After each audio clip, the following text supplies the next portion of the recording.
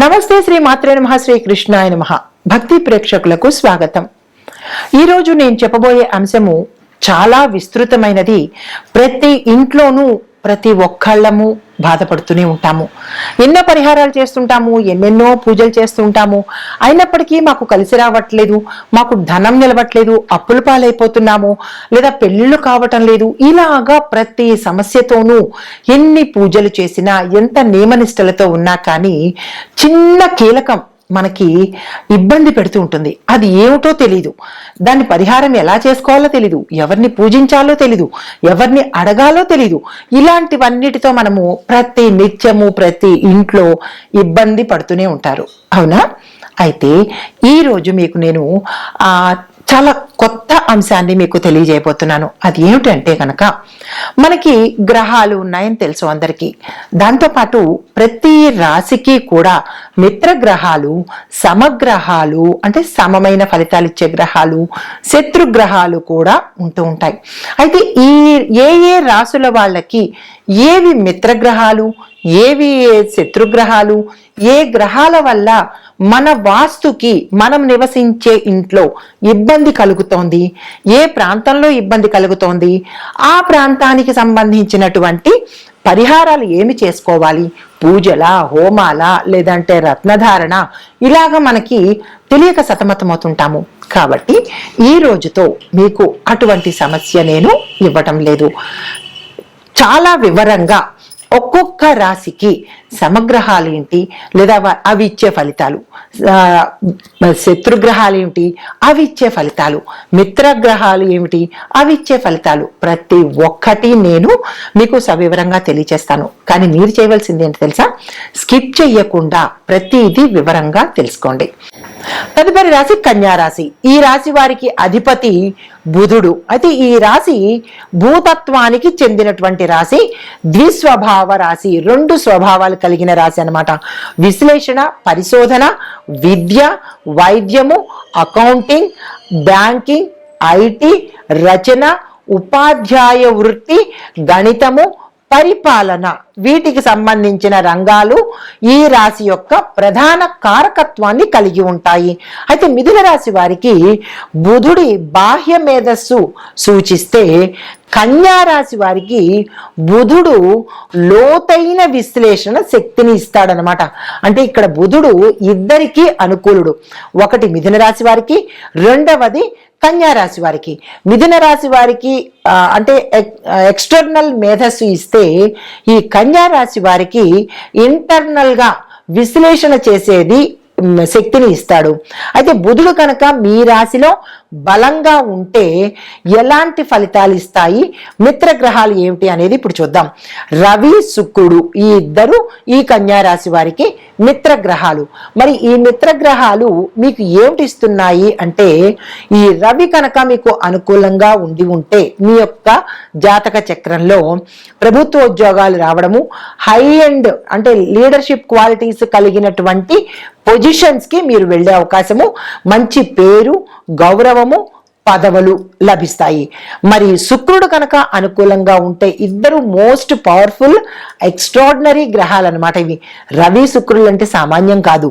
అయితే శుక్రుడు కనుక అనుకూలంగా మీ యొక్క జాతక చక్రంలో ఉంటే ధన సమృద్ధి, గృహ సౌఖ్యము, వాహన యోగము, వివాహ సౌఖ్యము, దీంతో పాటు కళారంగంలో మీకు మంచి డెవలప్మెంట్ కలిగే అవకాశాలు వచ్చే దిశ కూడా కనబడుతుంది।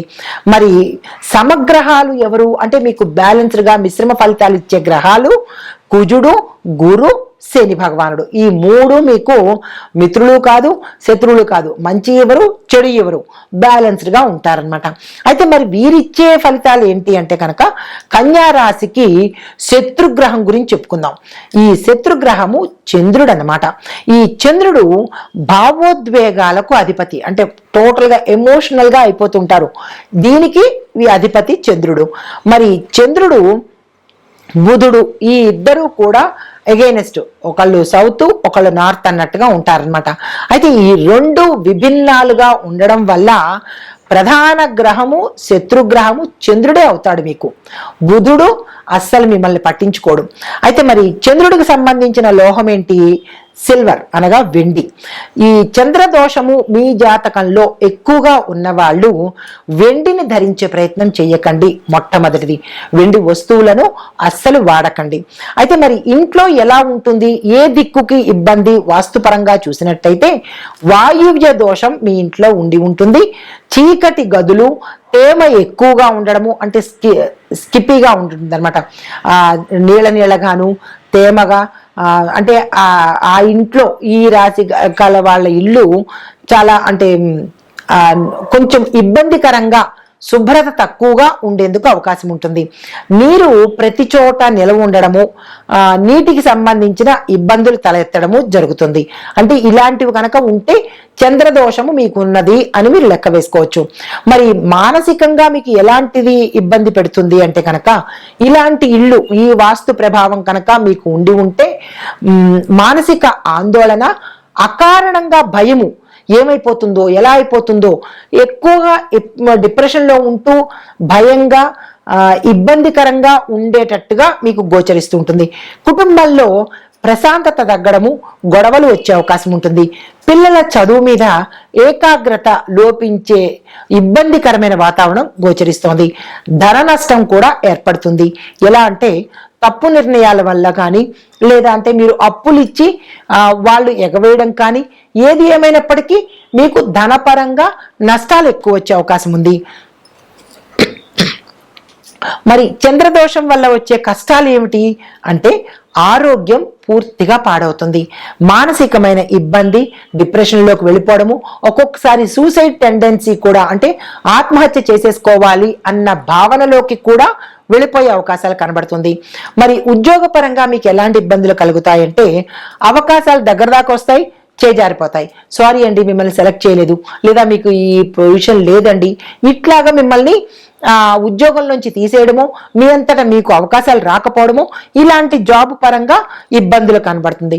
దాంతోపాటు మీరు తీసుకున్న ఏ నిర్ణయము కూడా, దేనికి సంబంధించిందైనా సరే, ఆ నిర్ణయము ఫెయిల్ అయ్యే అవకాశం కనబడుతుంది. మరి వ్యాపార పరంగా చూసుకున్నట్టయితే మీ యొక్క వ్యాపార భాగస్వాములు ఎవరైతే ఉంటారో, పార్ట్నర్స్, వాళ్ళ వల్ల మీరు మోసపోవడం కానీ, లేదా నష్టపోవడం కానీ, లేదా వాళ్ళు మిమ్మల్ని మీ యొక్క ధనాన్ని పట్టుకుని ఎస్కేప్ అయిపోవడం కానీ, నష్టం చూపించడం కానీ జరిగే అవకాశాలు ఎక్కువ శాతం కనబడుతుంది. అలాంటి వాళ్ళు మీ పార్ట్నర్స్ ని నమ్మే ప్రయత్నం చేయకండి. అయితే నిర్ణయాలలో పొరపాట్లు, తప్పు డెసిషన్స్ తీసుకోవటము, దీంతో పాటు వ్యాపారస్తులకు భాగస్వామ్యుల వల్ల ఇబ్బంది, సమస్యలు, వాళ్ళని మిమ్మల్ని మోసం చేయడము, ఇలాగా మీరు వాళ్ళతో తగాదలాడుతుండము, ఇలాంటివి జరిగే అవకాశాలు ఉన్నాయి. జాగ్రత్త తీసుకోండి. మరీ ముఖ్యంగా ఆర్థిక నష్టాలు, అప్పుల్లో కూరుకుపోవడము జరిగే అవకాశాలు ఉన్నాయి. మరి వివాహపరంగా చూసినట్టయితే కనుక అపార్థాలు రావడము, దగ్గర దాకా వచ్చి సంబంధాలు పోవడము, లేదా అంటే భావోద్వేగాల వల్ల ఒకళ్ళనొకళ్ళు తిట్టుకుని ఇంకా సంబంధం పూర్తిగా సెట్ కాకుండానే మీరిలా అనుకుని విడిపోయే అవకాశాలు, చేజారిపోవడము, ఇలాంటివి జరిగే అవకాశాలు ఉన్నాయి. మరి చంద్రగ్రహ దోష పరిహారాలు ఏం చేసుకోవాలి అంటే ప్రతి సోమవారము తప్పనిసరిగా పాలను దానంగా ఇచ్చే ప్రయత్నం చేసుకోండి. బియ్యాన్ని, తెల్లని వస్త్రాన్ని దానంగా ఇవ్వండి. మీ యథాశక్తి ఎప్పుడు ఇవ్వాలనుకున్నా ప్రతి సోమవారం రోజు మాత్రమే, అంటే మీరు ఏ రోజు అంటే ఎప్పుడైనా దానం ఇద్దాము అని అనుకుంటే గుర్తుపెట్టుకోండి, సోమవారమే చేసే ప్రయత్నం చేసుకోండి. తరువాత తల్లికి సేవ చేసే ప్రయత్నం చేసుకోండి. తల్లిదండ్రులు ఉన్న వాళ్ళకి తల్లిని పూజించడము, తల్లిని దుర్భాషలు ఆడకుండా ఉండడము, తల్లి సేవ, ఇవి చాలా ప్రధానమైనవి. అయితే మరి చంద్రమంత్రం ఏంటంటే ఓం శ్రాం శ్రీం శ్రౌం సహ చంద్రాయ నమః. ఇది 108 సార్లు జప సంఖ్య. ప్రత్యేక జప సంఖ్య 11 మాలలు తప్పనిసరిగా. ఎందుకు ప్రత్యేక జప సంఖ్య అంటున్నాను అంటే ఈ దోషం ఎక్కువగా ఉన్నది కాబట్టి మీరు 11 మాలలు, 108 చొప్పున 11 సార్లు మాలలు తిప్పాలి. వ్యవధి 30 రోజులు చేసుకోండి. కుదిరితే, అంటే కుదరకపోతే 30 రోజులు చేసుకోండి. కుదిరితే కనుక 45 రోజులు చేసుకునే ప్రయత్నం చేసుకోండి. ఈ రాశి వారికి ప్రతి బుధవారము, అంటే బుధుడు తక్కువగా ఉన్నాడు కాబట్టి, బలహీనంగా ఉన్నాడు కాబట్టి బలము పెంచి అనుగ్రహం పెరగడానికి పచ్చ పెసలు, పచ్చని వస్త్రాలు, పుస్తకాలు దానంగా ఇచ్చుకునే ప్రయత్నం చేయండి. మీ యథాశక్తి అయితే గణపతిని మరకత గణపతి కావచ్చు, ఆకుపచ్చ గణపతి కావచ్చు, లేదా ఆకుపచ్చ విగ్రహం ఉన్నది కావచ్చు, లేదా ఆకుపచ్చ పటం ఉన్నదైనా గణపతిని పూజించే ప్రయత్నం చేసుకోండి. దీంతో పాటు ప్రత్యేకంగా బుధ అనుగ్రహం కోసము ఓం బ్రాం బ్రీ బ్రౌ సహ బుధాయ నమః ఈ మంత్రాన్ని చదువుకోండి.